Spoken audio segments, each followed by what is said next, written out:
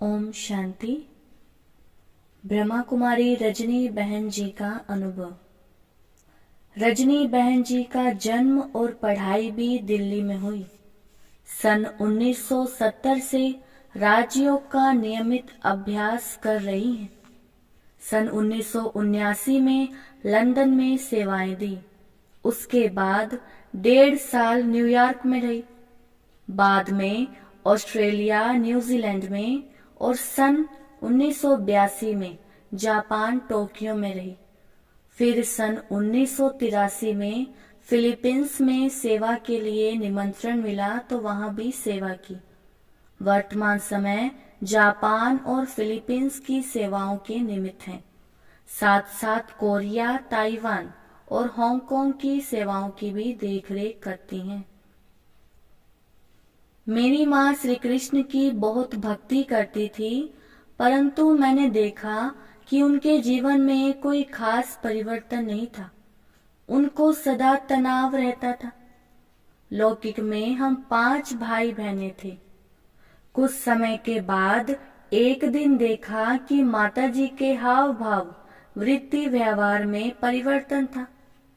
मैंने उनसे पूछा कि आप कहाँ जाती हो, क्योंकि आजकल आप गुस्सा नहीं करती हो। उसने कहा, मैं मेडिटेशन सीखने जाती हूँ। मेडिटेशन से मेरे स्वभाव और चिड़चिड़ेपन पर कंट्रोल हो गया है। तब मुझे ऐसा लगा कि मेडिटेशन से इनका मन बदल सकता है, तो मैं भी क्यों ना सीखूं। फिर मैंने उनसे कहा कि आप मुझे भी मेडिटेशन सिखाएंगी। यह बात थी सन 1962 की। तब मैं 8 साल की थी। तब माताजी मुझे ज्ञान सीखने ले गई। 7 दिन का कोर्स दिलवाया। दिल्ली राजौरी गार्डन में सुदेश दीदी थी, वे हमारी टीचर थी। हमने वहीं से संबंध रखा। फिर दिल्ली पांडव भवन में ट्रेनिंग ली। उसके बाद हम मधुबन आए। इस रीति बचपन से ही हम सहज रीति से ज्ञान में आए। हमारे घर में ज्ञान के प्रति, शिव बाबा के प्रति अच्छी भावना, ब्रह्मा कुमारियों के प्रति आदर भाव रहने के कारण और माता जी भी ज्ञान में रहने के कारण मुझे कोई बंधन, रुकावट या विघ्न नहीं आया।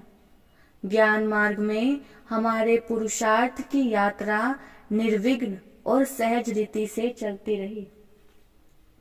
सबसे अच्छी बात मुझे स्व परिवर्तन की लगी, क्योंकि इस ईश्वरीय ज्ञान के मार्गदर्शन से हम जीवन के सही लक्ष्य को चुन सकते हैं, जीवन को बदल सकते हैं, अर्थात जितना चाहें उतना श्रेष्ठ बन सकते हैं। ईश्वरीय ज्ञान मुझे बहुत अच्छा लगा। यह ज्ञान इतना सहज है कि बचपन से ही मुझे यह समझ में आता गया। सेवा केंद्र के पवित्र, शांत और शक्तिशाली वातावरण ने मुझे बहुत प्रभावित किया।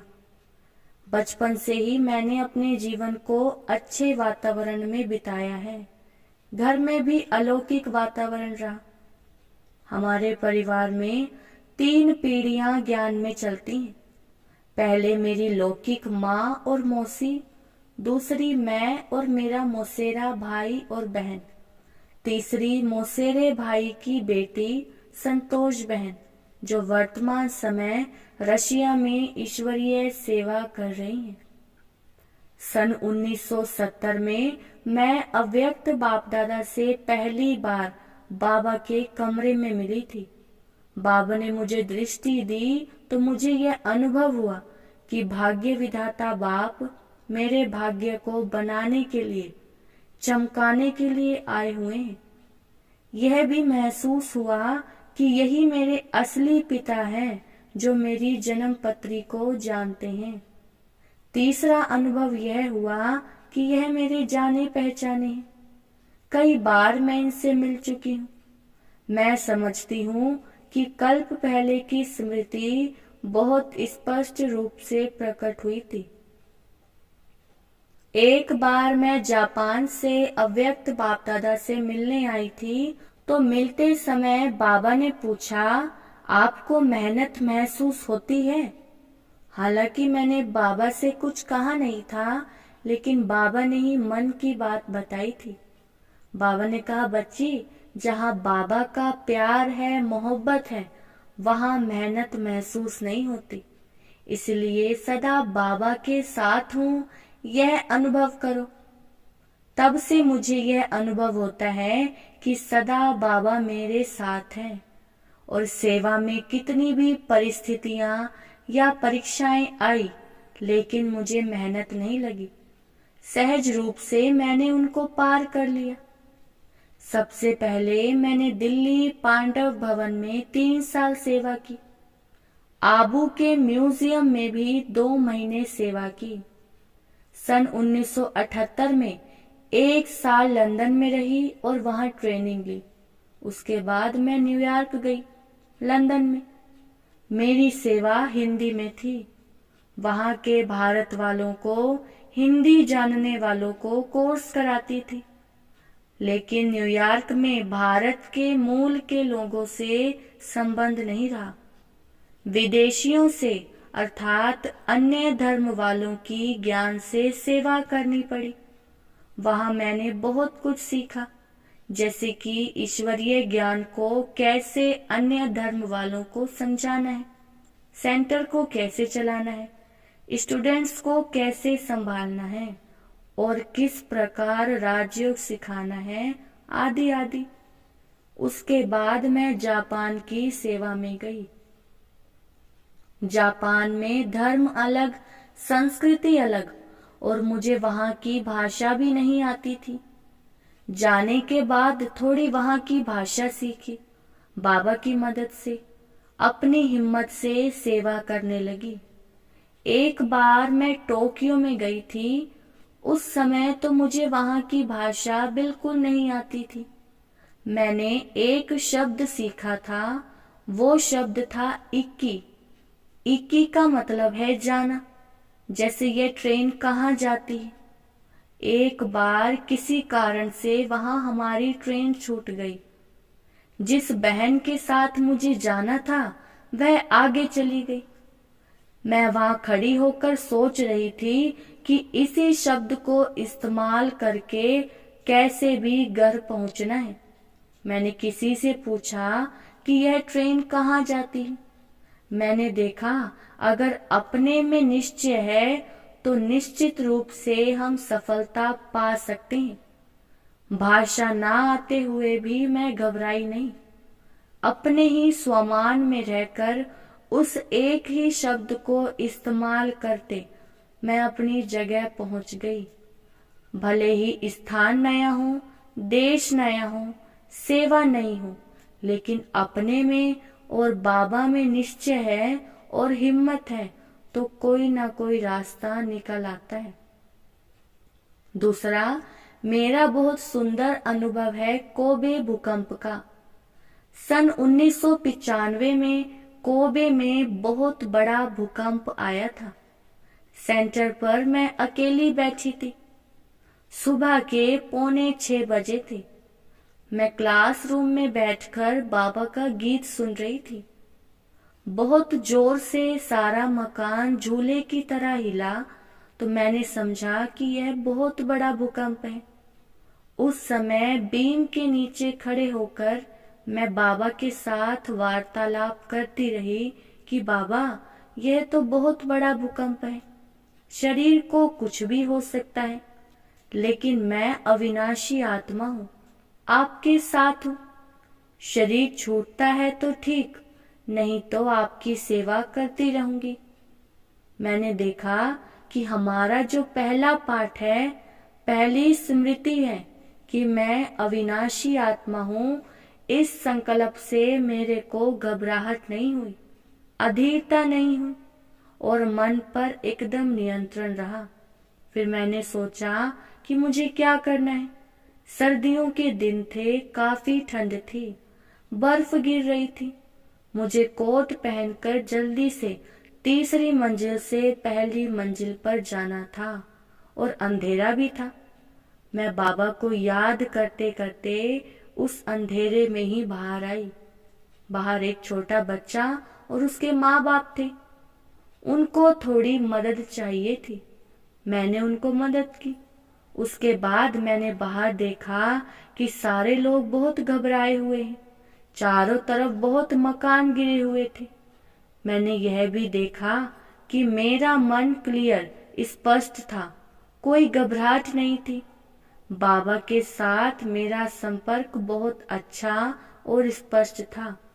उस समय वहां 70-80 भारत के लोग थे। उनके साथ मैं रही। उन्होंने कहा कि आप तो एकदम शांत हैं, ना घबराई हैं, ना रो रही हैं, ना चिल्ला रही हैं, यह कैसे है? मैंने कहा मैं मेडिटेशन करती हूँ। फिर उन्होंने कहा हमारा मन स्थिर नहीं हो रहा है, हमें भी मेडिटेशन सिखाओ। मैंने कहा 13 सालों से मैं आपको कह रही हूँ कि मेडिटेशन सीखो, आपने सीखा नहीं। इसलिए अभी आप जिसको मानते हैं, जिस पर विश्वास करते हैं, उनको याद करो। उन्होंने कहा कि हमें उनकी याद नहीं आ रही है, मन एकाग्र नहीं हो रहा है। उस समय मैंने यह अनुभव किया कि जीवन में हम जिस चीज का अभ्यास करते हैं, चाहे 1 घंटा करें, चाहे 2 घंटा करो, उसका ही हमारे में बल संग्रह हो जाता है। वही बल जीवन के ऐसे आपातकाल में काम आता है। मैंने पूछा आप लोग इतने समय से भक्ति करते हैं तो उनकी याद क्यों नहीं आ रही है?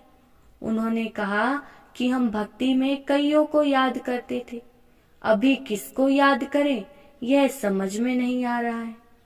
आप हमें मेडिटेशन सिखाओ। फिर मैंने कमेंट्री द्वारा उनको मेडिटेशन सिखाया, मन को स्थिर कराया। मैंने देखा कि इंसान जीवन में कितनी चीजें इकट्ठी करता है। जब ऐसा समय आता है तो उसको यह सब याद नहीं आता कि यह उठाऊं या वह उठाऊं, लेकिन कैसे भी करके मैं बच जाऊं, यही याद रहता है। मुझे यह भी अनुभव हुआ कि संग्रह वृत्ति भी समय पर काम आने वाली नहीं है। अंत में मन में यही एक संकल्प रह जाता है कि जो जीवन अभी मेरे पास है वही बच जाए। तीसरी अनुभूति मुझे उस समय यह हुई कि बाबा के साथ हमारा कनेक्शन तथा कम्युनिकेशन, संबंध तथा संपर्क बहुत स्पष्ट चाहिए। मेरे को अनुभव हुआ कि मैं तो अकेली थी, दैवी परिवार का कोई नहीं था, सब दूर दूर थे। अपने अपने परिवार वालों के साथ वहां जो मौजूद थे वे सहयोगी और संबंध संपर्क वाले थे। वे भारत के थे। उन्होंने कहा कि हम लोग जा रहे हैं, आप क्या करेंगी? मैंने बाबा से पूछा कि बाबा इनके साथ मैं जाऊं या नहीं जाऊं। फिर मैंने उनसे पूछा कि क्या आप मुझे साथ ले चलेंगे? वे दूसरे शहर जा रहे थे। उन्होंने कहा हम नहीं ले जा सकते क्योंकि हमारे पास गाड़ी में जगह नहीं है। फिर बाबा से कहा बाबा वे कहते हैं जगह नहीं है तो मैं कैसे जाऊं? अगर मुझे जाना है तो आप उनको प्रेरणा दे दीजिए। वो भाई जिससे मैंने पूछा था और जिसने ना कहा था, थोड़े समय के बाद ऊपर सेंटर में आया तो बाबा के कमरे में बैठी थी। उसने कहा रजनी बहन, मुझे एक शक्तिशाली प्रेरणा आई है कि आपको साथ में ले चलना है, आप चलो हमारे साथ। मैंने देखा कि बाबा के साथ का हमारा स्पष्ट संपर्क जो है वह हमारी सुरक्षा का एक बहुत बड़ा साधन है, शस्त्र है। बाबा के आदेश स्पष्ट रूप से समझ में आते हैं। उस समय मेरे पास ना खाना था ना पानी था, लेकिन मन स्थिर था क्योंकि मन को एक ठिकाना मिला हुआ था बाबा को याद करने का। और मेरे में दृढ़ विश्वास था कि मेरे साथ बाबा है, मेरा रक्षक बाबा है। वो जो चाहे जैसे चाहे चलाए। मेरे लिए सबसे बड़ा सहारा था बाबा के साथ का। ऐसे समय पर सबको सहारे की जरूरत होती है। अगर हम निर्भय और स्थिर होंगे तो उससे दूसरों को भी सहारा मिलता है। अपनी अवस्था से हम दूसरों की भी मदद करने का पार्ट अदा कर सकते हैं। कार द्वारा एक शहर से दूसरे शहर पहुंचने के लिए हमें 14 घंटे लगे थे। वैसे तो वह रास्ता केवल 45 मिनट का था। इस अनुभव से मुझे दृढ़ विश्वास हुआ कि आत्म अभिमानी बन के रहने का, बाबा की याद में टिके रहने का जितना अभ्यास हम करते हैं उससे समय पर बहुत मदद मिलती है। अच्छा, ओम शांति।